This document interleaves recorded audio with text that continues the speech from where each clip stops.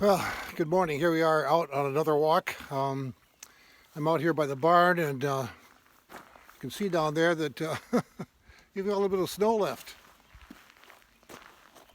Hard to believe after, well, of course, weather really hasn't been that warm. So let's pick up here and continue our walk. So I'm thinking about a couple of things this morning that we really are at a war. We're having a war with this virus among us, which comes from the same stardust that we do. A microbe that threatens our lives. Maybe because we're so congested, or who knows why, but here it is. But I am firmly convinced that we're going to be able to find a solution to this if we all get together in this world, because that's who we are as inhabitants of this world.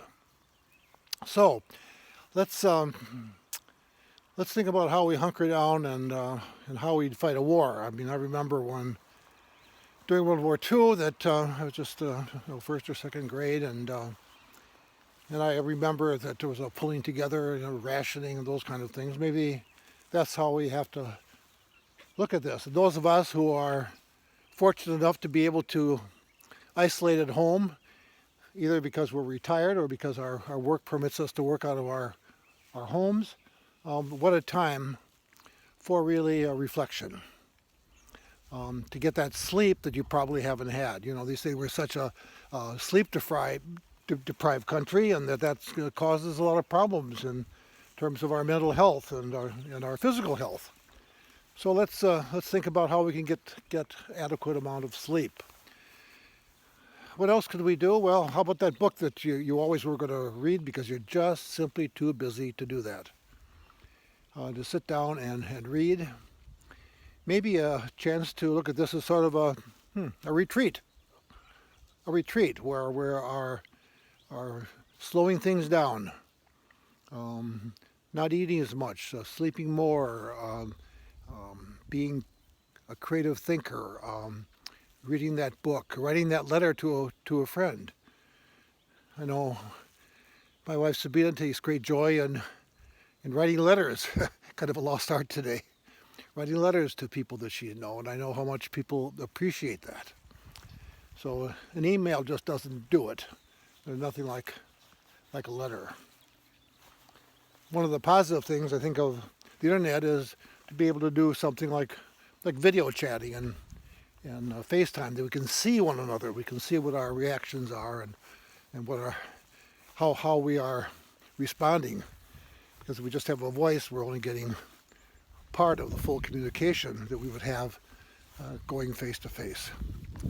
So let's look at this as a special time, and I have one of my parishioners is a nurse who's at home. She's over 60 years of age, and she wants to be there. And I think for a lot of us, we're sort of the reserve divisions out here, the reserve battalion, the battalion reserve who's ready to move in when necessary, and that we do contribute by isolating ourselves, by not hoarding things, and by praying for our fellow Americans and people throughout the world. So during this time, we really can do some good, and think about our own lives. What is it that we'd like to change in our life that we haven't had time for or haven't really thought about, and to be able to think about after this is all over is, what have I learned from this? Where's the learning? And the learning is there. The learning is there for each one of us.